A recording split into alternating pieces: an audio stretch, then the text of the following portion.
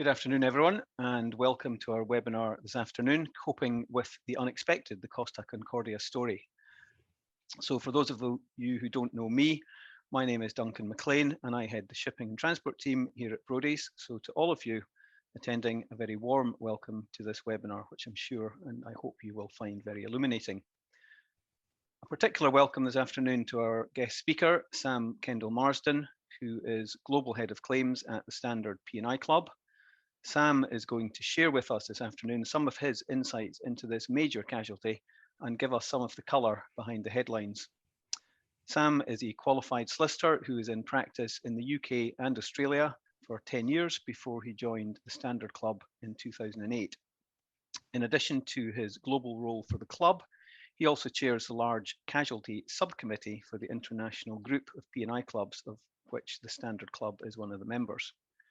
For those of you who may not be directly involved in the marine insurance industry, P&I clubs are independent mutual insurance association, hence the name clubs, providing cover for ship owners and charterer members against third-party liabilities arising out of the use and operations of their vessels. The P&I part stands for protection and indemnity, and together the 13 clubs that form the international group provide marine liability cover for about 90% of the world's ocean-going tonnage. The circumstances of the Costa Concordia grounding in January 2012 were widely reported at the time. It was, as our title suggests, an unexpected event, of course. And it struck me only yesterday, however, how history has the habit of repeating itself. One of the industry news feeds I get said yesterday that the master of the bulk carrier Wakashio, which ran aground on a reef in Mauritius in August of last year, was actually navigating close to the shore to get a mobile phone signal for himself and his crew, something he thought was a right and positive thing to do, as unfortunately because of COVID, his crew had been working beyond the scope of their contracted employment term. Unfortunately, however, his good intentions in doing that led to the vessel grounding, the release of 1,000 tons of heavy fuel oil, and the vessel eventually breaking up. So, unfortunately, the unexpected does happen, and that I hope is why what Sam has to say to us today about how the industry copes with that will be interesting and informative for us all. So with that introduction, and thanks again to Sam for taking the time both to prepare and deliver this session, I'll hand over to Sam. Duncan, thank you very much for that introduction, and also thank you very much to Brodie's for inviting me to speak this afternoon, and for you all attending. I say this afternoon, but in these virtual times, it could be this afternoon, morning, evening, night, but welcome nonetheless. As Duncan mentioned, I've been at the Standard Club now for a little over 10 years. I'm Global Head of Claims for the club. And during that time, I've been involved in a number of major casualties that our members have unfortunately suffered. The first one that I was involved in at the club, if we could just go to the next slide, please, was the MSC Chitra. This was a container ship involved in a collision off the coast of Mumbai in 2010, and that resulted in a substantial wreck removal operation for the club. Moving on, a year later, 2011, in October, an image that a lot of you will recognise, the Rena. That ship ran aground off the coast of New Zealand. We were involved there for our charterer members, MSC. The owners were a Greek company called Costa Concordia, so our involvement was a little bit different on that case, more to do with cargo liabilities than wreck removal, but that was a very large wreck removal operation, and it's in fact the third largest marine casualty to date after the Golden Ray and the case that we're going to talk about today, the Costa Concordia. Moving on, 3 years later, August 2014, the Amadeo 1, a ro-ro ferry that ran aground in southern Patagonia in Chile. Again, large wreck removal operation for the club. 4 years later, moving on to the next slide, the Maersk Honam, slightly different case, a fire there in the Indian Ocean, not a wreck removal operation, a salvage operation. And interestingly, the Maersk Honam has now been fitted with a new bow section and sails as the Maersk Halifax entered in the Standard Club. And then moving on to the case that we're going to talk about today, the Costa Concordia, with a P&I estimate of $1.5 billion. The whole cost of the whole market, about $500 million, so just over $2 billion overall, the largest marine casualty to date. So breaking this down then in the next slide, this is what we're going to talk about today. We'll just recap briefly the circumstances of the casualty. Duncan mentioned they're well known, but I think it's just worth spending a couple of minutes recapping what happened, because I think that sets the scene nicely. And then the initial response, what was it like in those very early days after the casualty occurred?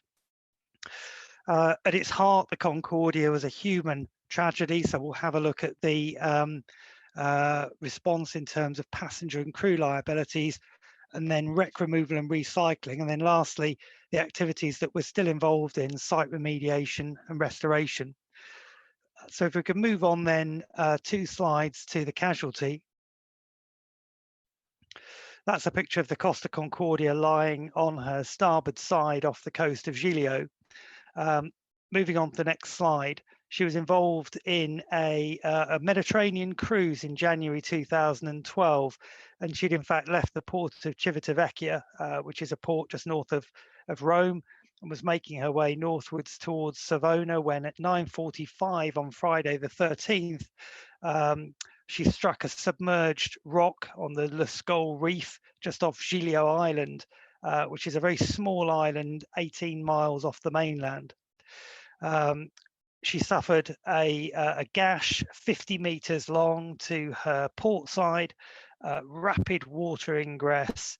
The ship lost power and ultimately drifted to a position that I'll show in a subsequent photograph. I mentioned earlier it's ultimately a human tragedy, and the ship was carrying 3,206 passengers, 1,023 crew, and in addition to the many injuries, both physical and psychological, very sadly 32 people lost their lives, 27 passengers and 5 crew. So if we move to the next slide, please. This just shows really what happened there. You can see on the top left there a map showing the island of Giglio and the passage plan that's been drawn onto that that chart, and then beneath that the actual track of the ship, and you can see just how close the ship was to the island there, and ultimately struck that rock just lying off the shore of the island. The ship lost power very, very quickly. There was no seamanship involved in bringing the ship to rest where she ultimately lay, and that's illustrated on the chart on the right-hand side of the picture there. You can see she strikes the rock, loses power, and then as a combination of wind and current action came to rest in shallow water and on her starboard side facing towards the port in Giglio, and that's really where this story begins. So in terms of the initial response then on the next slide, and then again, you can see there that's the ship just outside the port. That photograph was actually provided by one of the salvage companies in the early hours after the casualty, and when I saw that, it was quite difficult to work out what was going on. We'd had a similar case previously that involved a ship that had suffered some damage whilst alongside a quay, and I thought that perhaps that's what had happened in this particular instance, but the perspective I think is quite deceptive. The ship there lying several hundred meters off the entrance to the port in Giglio, which is what you can see there in that picture. So what was it like in those early hours and days?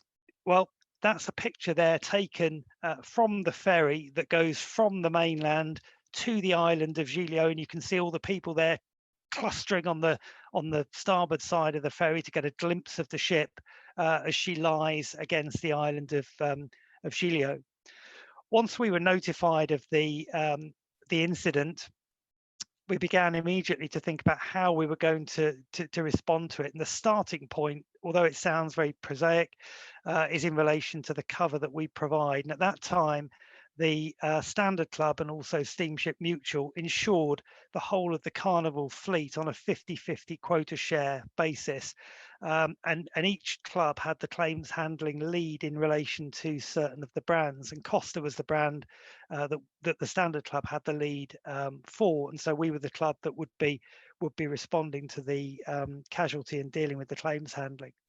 So I mentioned the early call with the Salvors, and the thing that struck me straight away was when the Salvors were providing some information about the status of the ship, and they described her as suffering a list of 90 degrees, and I thought I'd misheard.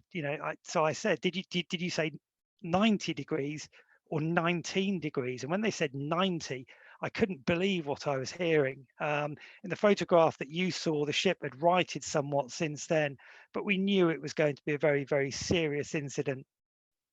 In terms of early planning, the incident happened very late on a Friday night. Saturday was really spent just getting everything in order. So opening up a file as a place to store the correspondence, thinking about the sort of team that we would need in order to respond, which ultimately comprised technical experts, London offshore consultants for the firm that we used, Hill Dickinson as our solicitors, Mordelia in Italy, ITOP in relation to pollution response. So building out the team of people that would help us to respond.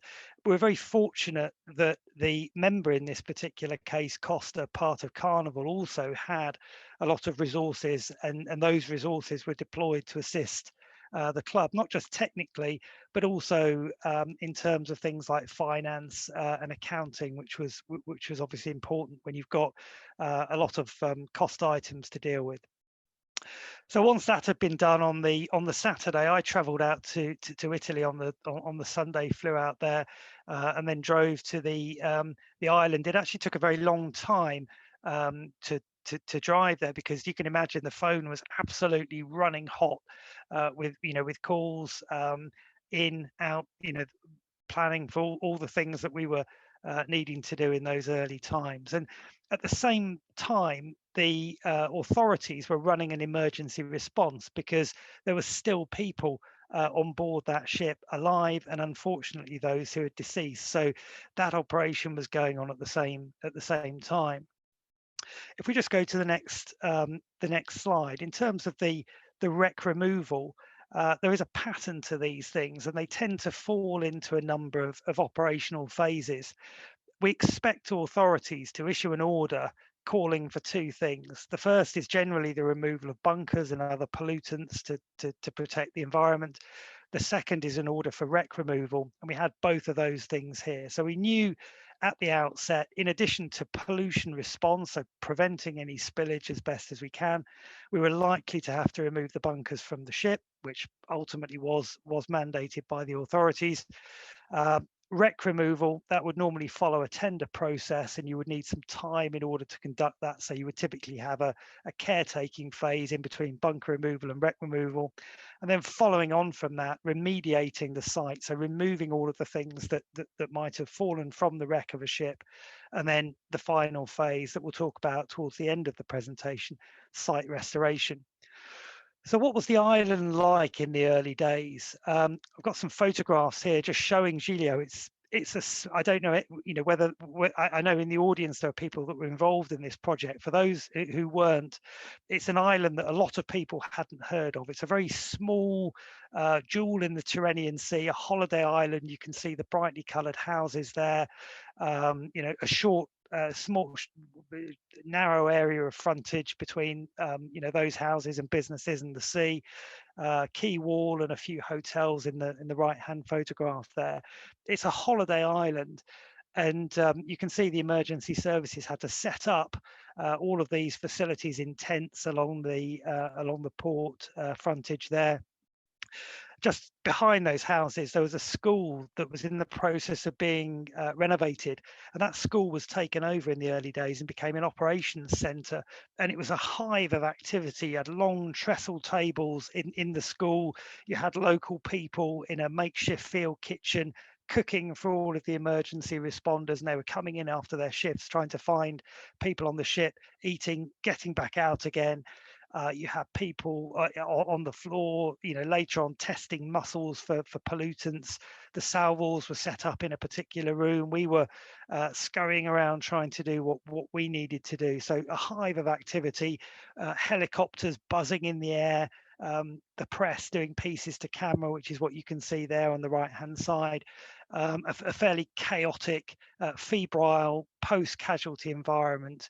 And in amongst all that, we then needed to do the job that we were there to do. So the first thing to do was to establish what the situation on the ground was. So what was actually happening? We knew the wreck was lying on her starboard side there. As time went on, we got more sophisticated images, and ultimately she was resting on two granite knuckles that form part of this mountainous structure that flowed from the hillside to her starboard side. So in terms of a bit more information, just moving to the next slide, she was lying in about 15 meters water. We knew there's a large quantity of bunkers or fuel oil on board, black water and other pollutants. You can imagine a cruise ship is a bit like a floating hotel, with dry cleaning facilities, swimming pools, paints, all sorts of other chemicals. And that photograph shows just how close it was to the shore. You've got people there enjoying the sunshine. It was really important that we preserve that environment. Unfortunately, the fuel tanks on board that ship were intact.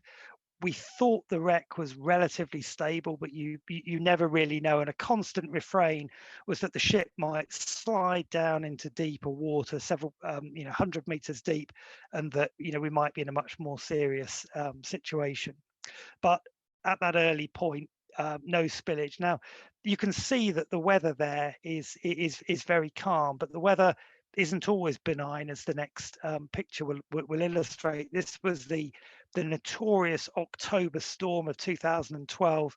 And the waves, although this is the Mediterranean, the waves can be of a height that they were actually breaking over the quay wall.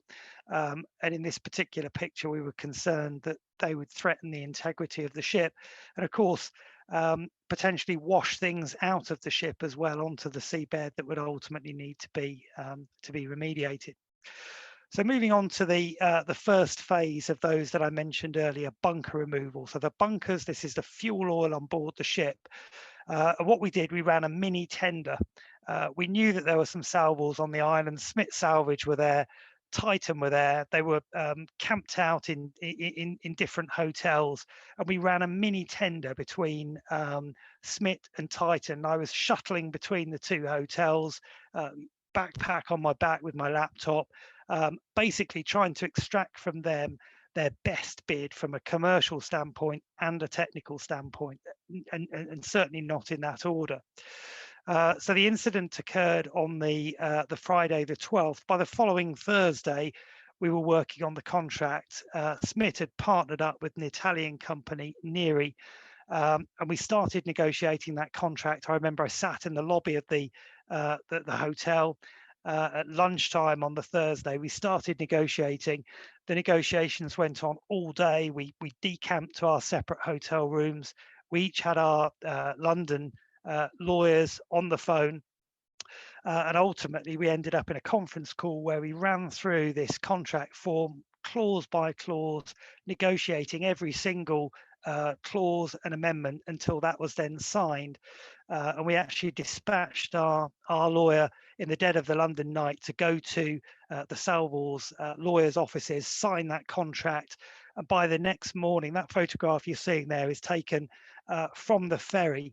And it's a work barge. It's the Smith Neri barge with all their kit deployed immediately with a plan to recover and remove all of the accessible oil on the ship and provide an anti-pollution response and cleanup. And that was under what's known as a BIMCO wreck hire contract, so time and materials contract. And we were fortunate that we'd actually worked with these salvos before on a similar project, but a different ship type, so we could use that as a base to that contract to speed things up here. In terms of protecting the environment with boom, you can see there on the top right, that's the Concordia where she lies. Boom around the ship, but also protecting the beaches as well. We were very fortunate in this case that we were at the heart of Europe, and so we had a wealth of resources that we could truck in within 24 hours. So you've got the high seas booms there, top left, bottom left, absorbent boom to absorb oils, and then the bottom right there, we had a permanent response capability, so that when there was a leak, as there was on that particular day, they could swing into action very quickly, contain it with the yellow boom, and then use skimmers to clean up that to clean up that oil. And we did that very effectively. All the bunkers were removed. There was no pollution, and the response from the people on the island was incredible when Smith actually left with their partners Neary because of the work that they did. So all this is going on. This is, right after the casualty. But the reason why I've inserted this section about passengers and crew at this point is because, as you can see from this slide, we're only in February, and already there's a US class action on foot, plus other proceedings. So from a claims handling perspective, you're trying to, make sure that there's no pollution, negotiate large contracts for, removal of bunkers, thinking about the planning, but also you're then faced with all of these proceedings. In terms of the passengers, the bulk of them were from European countries, Italy, Germany, France, Spain, but ultimately we had 61 nationalities. So in terms of the team, we actually had correspondents and lawyers covering 61 different jurisdictions. And we at the club had to manage them to ensure a consistency of approach and proper reporting to make sure we had a good handle on the figures. And the general regime for law and jurisdiction was that basically, if you're a European passenger, you had a choice. You could either sue in Italy, where the incident occurred, or by virtue of EU law, you could sue in your home country. But if you were outside the EU, then the tickets provided that you would need to bring your claim in the Genoese courts in accordance with Italian law. In terms of European jurisdictions, we were quite relaxed about whether people brought claims in Italy, Germany, France, Spain, because the regimes were not the same, but we felt comfortable with the levels of damages that they provided. We were worried about the US, and I'll come back to that.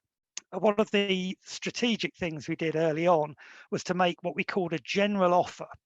And this was an offer to compensate passengers in respect of luggage and effects that they'd lost, loss of enjoyment and psychological distress. But we recognised that this would be incredibly insulting and inappropriate for people that clearly lost their lives or suffered any measure of injury that needed to be dealt with properly. So we isolated those passengers that we knew hadn't suffered physical injury, and we made this this early offer. I mentioned cover. Within the members' cover at the time, there was an exclusion in relation to liabilities to passengers in consequence of a casualty to the ship, so tick here, excluded apart from where those liabilities arise in respect of illness, injury, or loss of life, and that's designed to avoid large exposures for cruise cancellations in non-casualty injury scenarios.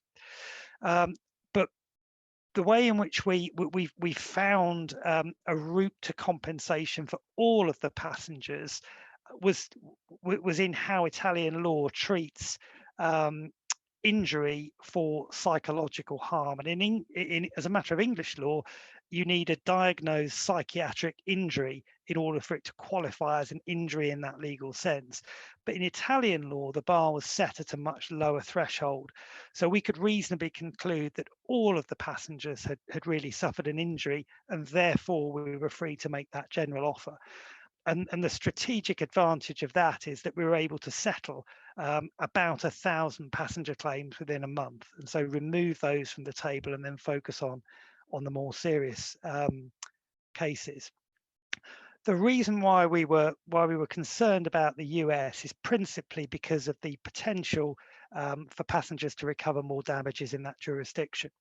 We had 2 US passenger fatalities and over 90 US and 350 non-US passengers plus crew, plus a local business, multiple suits across the US. And they were basically trying to bring an argument that this had some American dimension. So Costa, part of Carnival, that was an avenue of attack.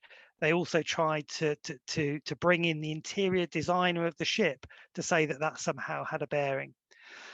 Our strategy was to argue that Italian law applies and that the claims in the US should therefore be dismissed to Italy. And there were two arguments that we could deploy. The first, which is ultimately the one that succeeded, is forum non-conveniens. The US isn't the right place to litigate these disputes. Italy is the right place. And then the second one for the US passengers, that the forum selection clause in the contracts provided that the claim should be brought in Italy. Now, you always get little wrinkles. So there were, unfortunately, American passengers that had joined the ship in Italy that hadn't received the American ticket, so didn't have the clause. And also we had, the case of the two fatalities, and clearly, a tragic case.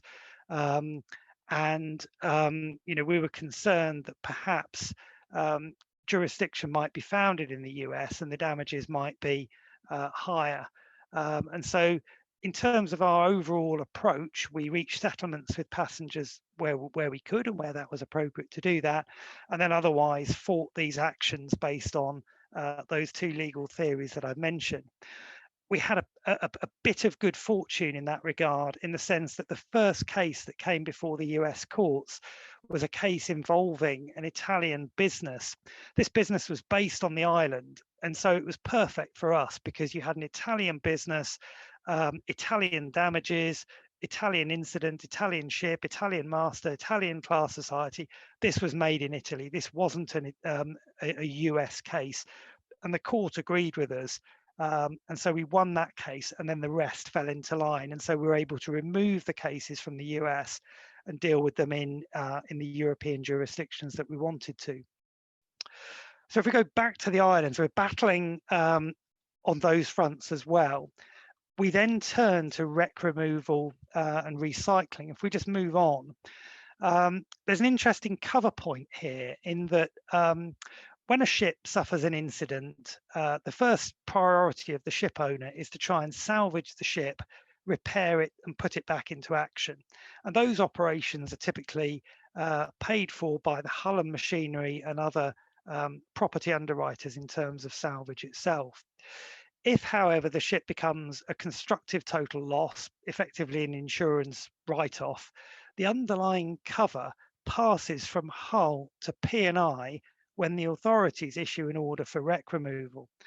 And in the very early days, we were reasonably confident this was going to be a wreck removal operation, but we didn't know for sure.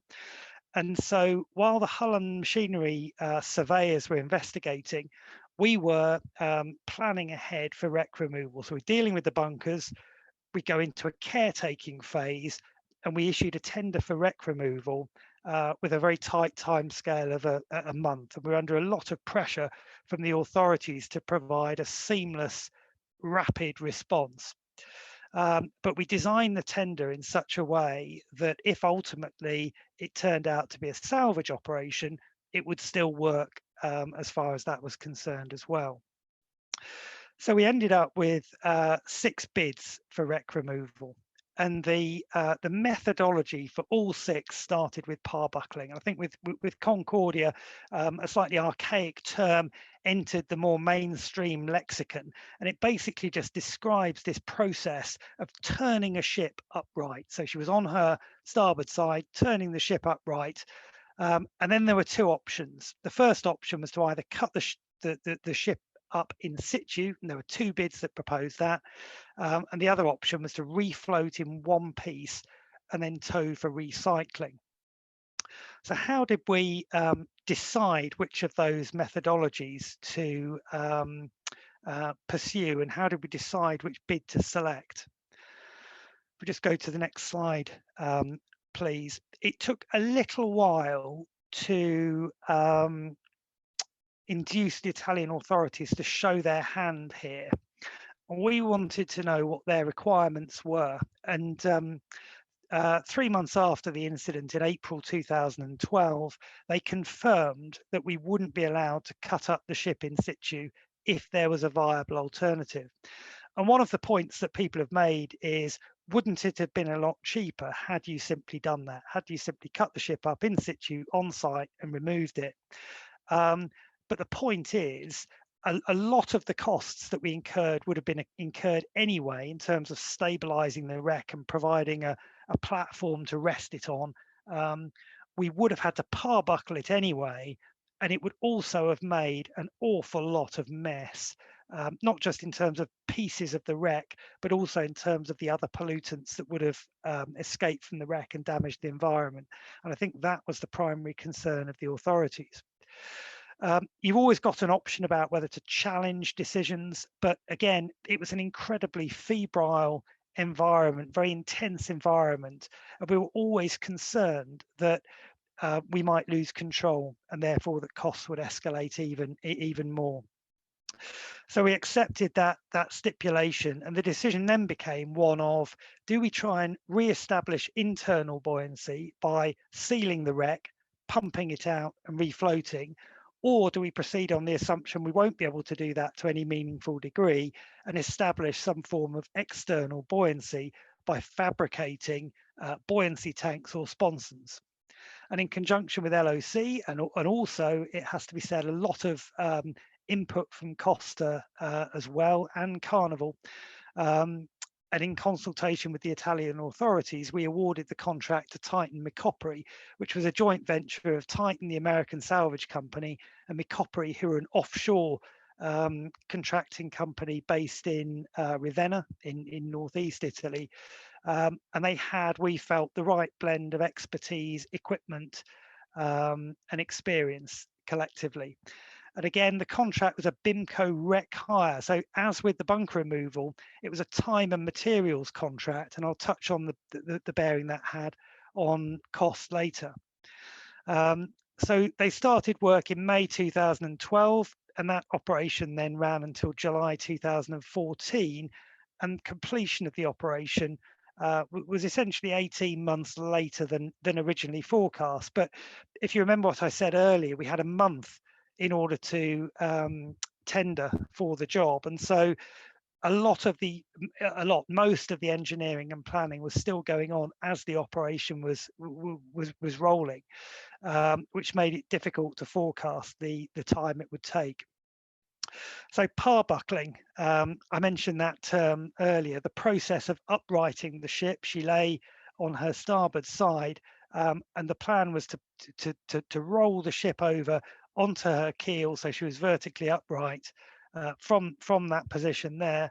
But in order to do that, the first thing that we had to do was to put in a holdback system, which is illustrated in this next slide, which shows two photographs.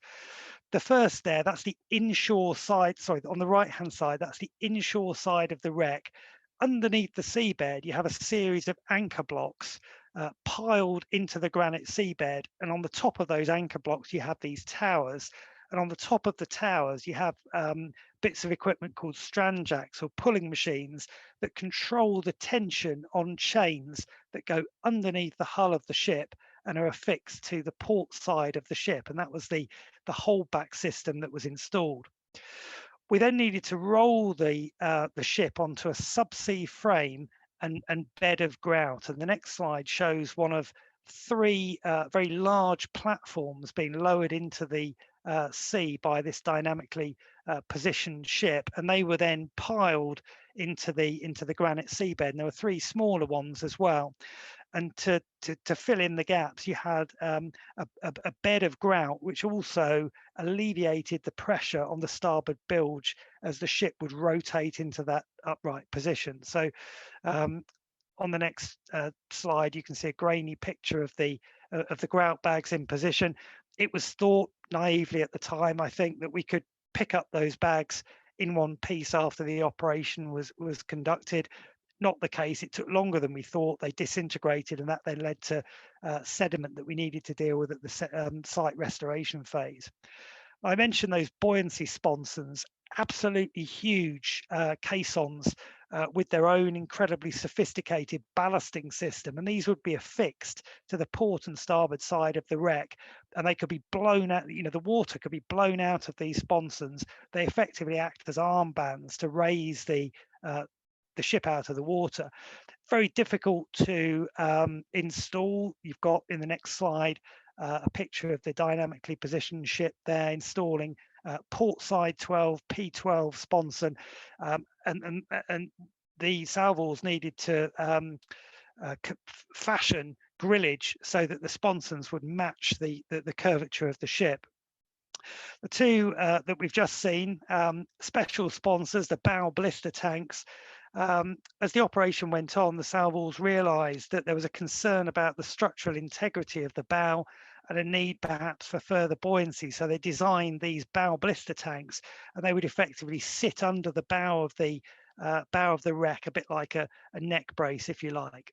So all of this in place, the ship ultimately was parbuckled into a vertical position, and that's what you see there in September 2013. You had the Stranjacks applying that rotational pulling force, bringing the ship into position, and I think she rests there at about deck 6, and that was September 2013. The water then blown out of the sponsons on the port side, and I should also mention some sponsons have been affixed to the starboard side as well. And then ultimately the ship was refloated in July 2014. So just over 2 years from the start of the operation, you can see the ship there upright. Now, one of the points about the Concordia, I mentioned it's the most expensive marine casualty to date, and there are a number of reasons for the cost escalation, which I've just set out in the next slide. The first one, in terms of cost control, is that the contract was a time and materials contract, which means that the salvors were remunerated based on the length of time they were on site and also the craft personnel and equipment that they deployed. So the longer the operation took, the greater the cost. The spread was enormous, and when the operation was running at full bore, it was costing about $1 million a day. So any delay rapidly increases the cost, and the operation took longer than originally forecast, a lot more work than was originally envisaged, and incredibly complex from an engineering perspective. And there's an example of that in relation to how those subsea platforms were installed. They were drilled into sloping underwater granite covered in sand, and those technical challenges needed to be overcome and strategies devised as the operation was evolving, and as it was taking time to do that, so it was adding to cost. Things that were discovered along the way, so the need to fabricate the sponsons that fitted under the bow of the wreck, known as the blister sisters, that added $10 million worth of cost. And then you remember the slide showing the weather. Operations that were susceptible to weather would have to be paused, and that then added to time. Crucially, and this isn't just a feature in this particular case, it's a feature in other wreck removal cases as well. If you miss weather windows, it can push operations into subsequent seasons, and that's what happened when we missed a refloating window in 2013, and that then pushed the operation back into 2014 and increased the cost. Now you might say, well, why did you not then contract on a lump sum basis? And I think there are 2 points here. Firstly, the appetite on the part of salvors to actually contract on that basis. And then secondly, when you think that the initial forecast cost for wreck removal was about a third, perhaps less than the final cost, I suspect that there aren't many, if any, salvors that will be able to sustain that kind of financial hit.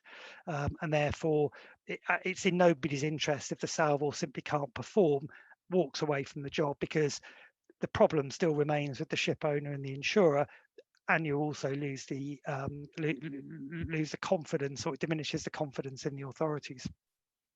So what then to do with the wreck when it's upright? Well, we started this planning process for recycling before the ship was refloated, obviously.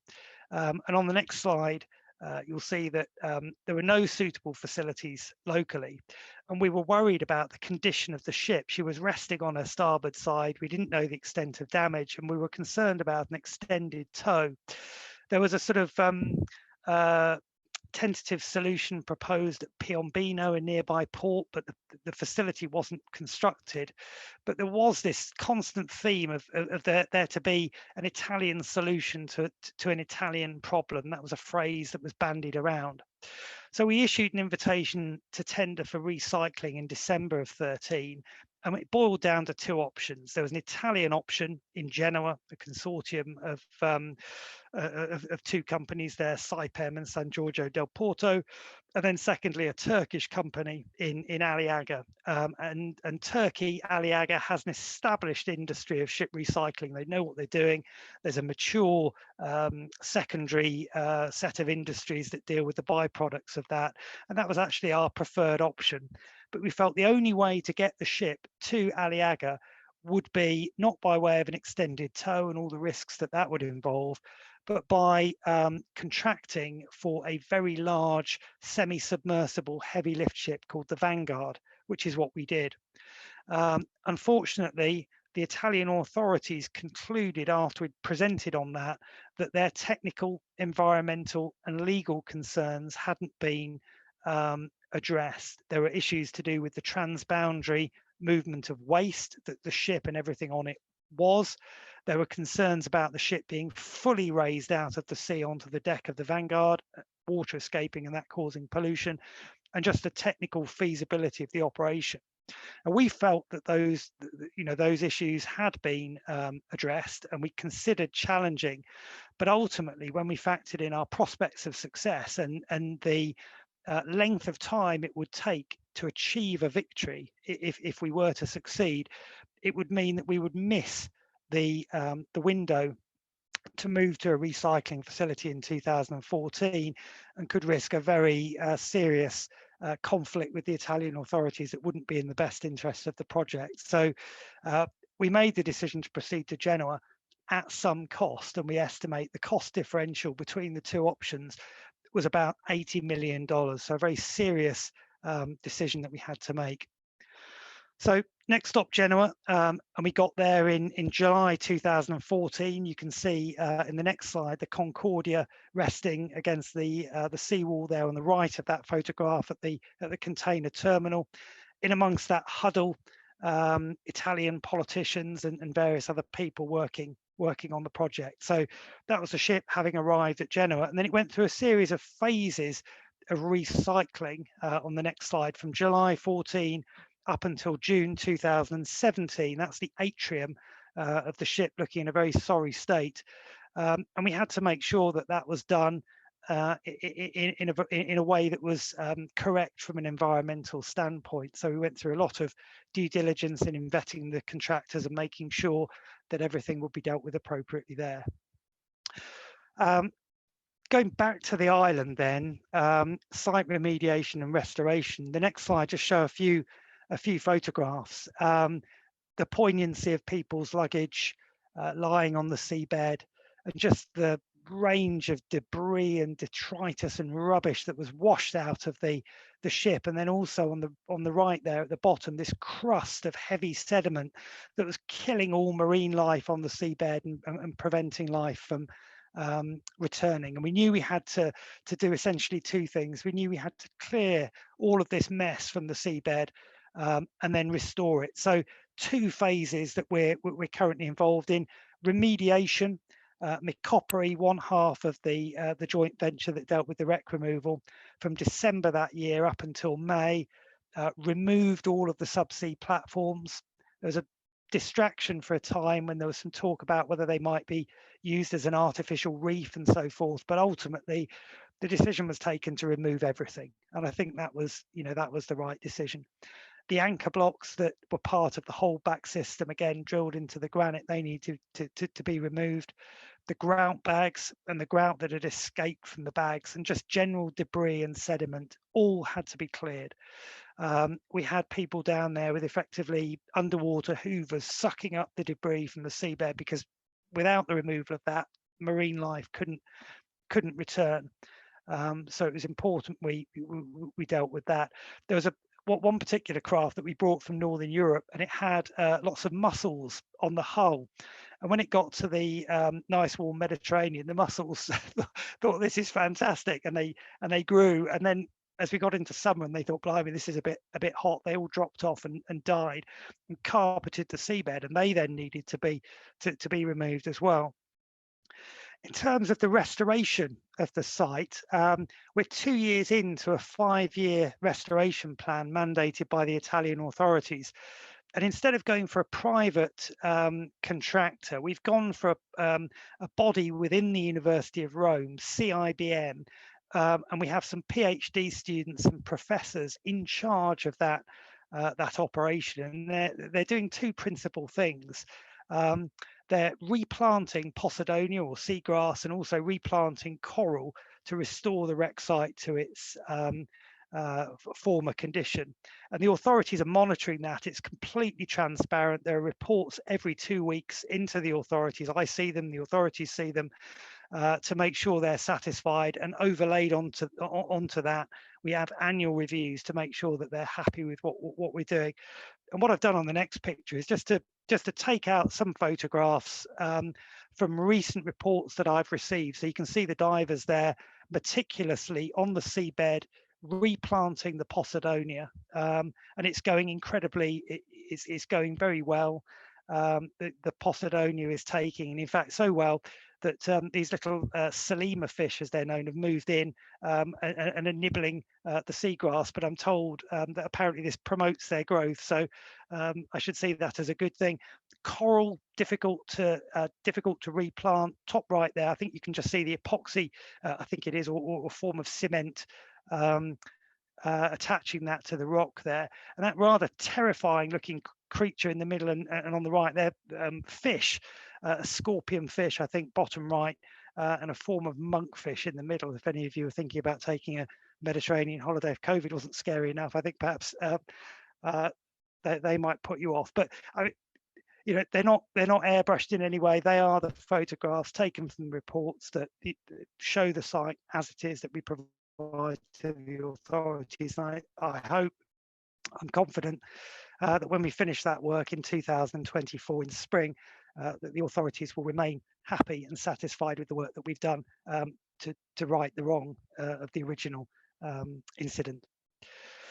So that takes me through the different sections, and we promised that there will be time for questions at the end, which we've allowed. And I think, Duncan, you are the question master, so I'll hand over to you. Thank you very much, Sam, and thank you for such a comprehensive insight. I have to say, I had no conception of so many different issues arising, and as you went through it, I'm amazed you look so young, having fought off all those different things and become expert in so many different areas. So yeah, keep questions coming in, folk. A couple to kick off with. Sam, firstly, you're obviously still in the job, but it was a very expensive event and an ongoing expense in this. So can you say a little bit about how the cost of a claim like this is dealt with in the insurance and reinsurance market? Yeah, I think what I can do is probably do that with reference to current structures. So there are 13 P&I clubs within the international group, and currently each club pays claims up to its own retention, which is currently $10 million. At the time of the Costa Concordia, the club retention was $8 million, and because we shared that on a 50-50 basis with Steamship, we each had a $4 million share. Costs above 10 million fall into the international group pool and are shared amongst the 13 group clubs. Currently, the limit of the pool cover is $100 million. At the time of the Costa Concordia, it was $80 million, so it's increased since that time. And then costs over currently $100 million fall into what's known as the GXL, the General Excess Loss Reinsurance Program, which is where we reinsure losses excess the pool's exposure. Now you might say, well, hang on, you know, why would the Standard Club handle this as opposed to the other clubs having a say, or perhaps the reinsurers? Surely it's their money. Well, the theory is that through the premium, we have bought the right to that cover. And so the handling club has sovereignty, but has the benefit of that that reinsurance. And what it means is that the system is robust and strong, and it can respond to these big financial shocks. And the cost of the Standard Club, it was material, it was substantial, but it was far less than the 1.5 billion because of those layering arrangements, and therefore sustainable. Fascinating. Thank you very much. Another question about an aspect that you didn't mention, perhaps it's not within what you were covering, but the master of the vessel of the Costa Concordia figured quite a lot in the media. Did the club's cover extend to representing him at trial?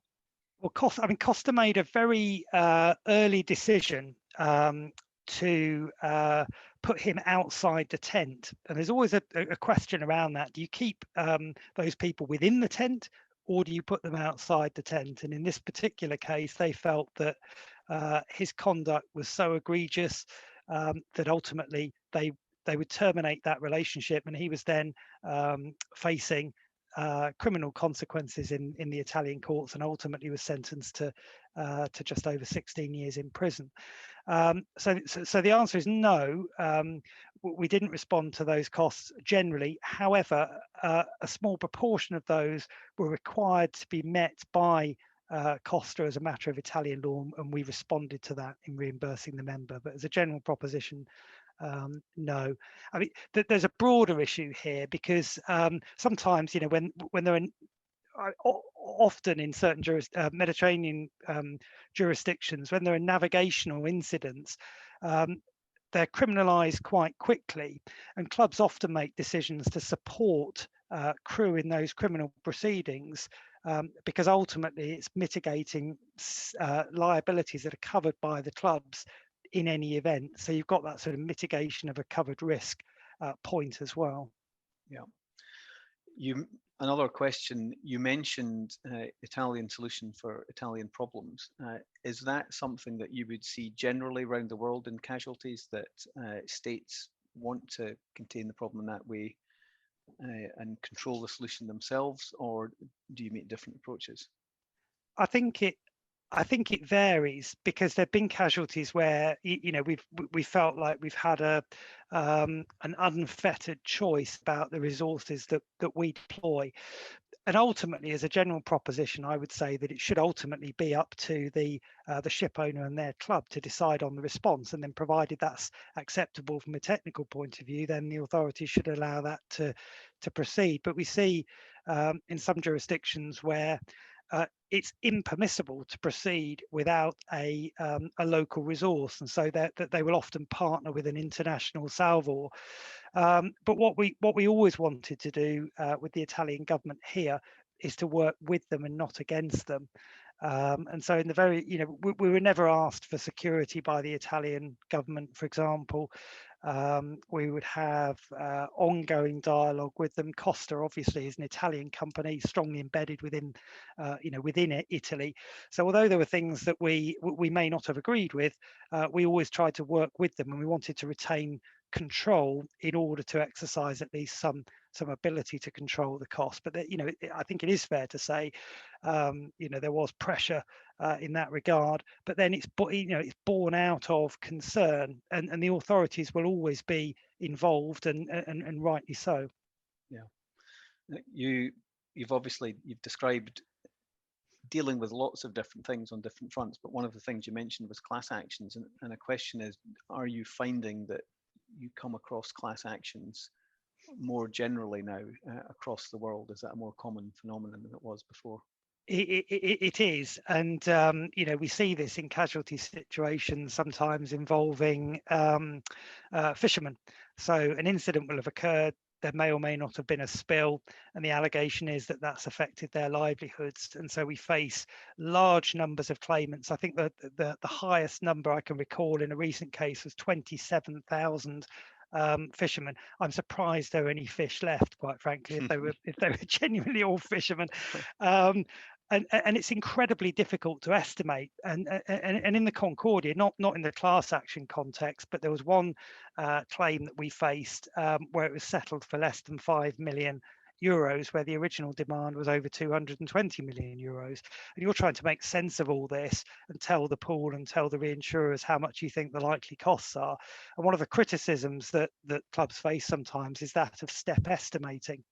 But it's incredibly hard to do that when you're getting these sort of telephone number type demands. You wouldn't want to go out with a sort of an Armageddon type estimate, because we estimate based on most likely outcome. And in some jurisdictions, you can limit your liability. So in Italy, that wasn't a feature of this case for various reasons. But where you do have those class action cases, it may well be a solution to establish a limitation fund, pay the money into court, or set it up by way of a club LOU, and then cap your exposure in that way, and have all those claims directed at the fund, which makes them easier to manage. Yeah, we're getting close to our time, and we're keen to keep to time. But one last one, which is more perhaps a slightly tongue-in-cheek observation than a question: do you do seminars on procurement as well? Because having concluded that tender process in such a short period, that was really a remarkable feat, and I suppose it shows where there's a will, there's a way to get things negotiated. Yeah, and actually, I mean, things have moved on a little bit. I'm glad that you mentioned that, because I think the clubs are much more sophisticated now in terms of risk assessment. And one of the latest developments in this area is QRA, quantitative risk assessment, which would be a subject for a whole other talk, and I'm mindful of the time.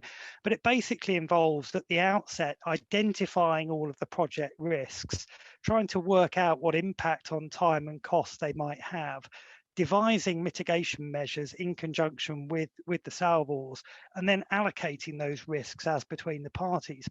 And ultimately, your sort of last line of defence is the contract. And I'm currently involved in a BIMCO subcommittee looking at the suite of wreck removal contracts, so wreck hire, wreck stage, wreck fixed, and looking at how probably wreck stage can include provisions that will cater for QRA and possibly risk transfer in appropriate cases. So there's quite a lot of work going on, and I think you'll hear a bit more about that in the coming months. So keep your eyes peeled for that. Well, 3 minutes to go, so we have brought it in time. Sam, thank you very much again. I have to say, when I first saw your slides, I thought, wow, that's a lot to cover. You've covered it superbly. Just to confirm, as I did at the start, that the seminar has been recorded, and we will send out an email with a link to it. If your question hasn't been answered, we will aim to get back to you. So thank you very much for attending. Thanks again, Sam, and I wish you all a good afternoon, or whatever part of the world you're in, a good day. Thank you.